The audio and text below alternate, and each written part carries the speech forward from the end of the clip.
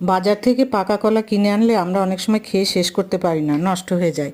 ফ্রিজে রাখলেও ভালো থাকে না। সেই ক্ষেত্রে এই টিপসটা ফলো করলে পাকা কলা যেমন তেমনই থাকবে, ফ্রিজেও রাখা যাবে, আবার ধীরে সুস্থে খেয়েও কলা শেষ করা যাবে। দেখুন ভিডিওটি।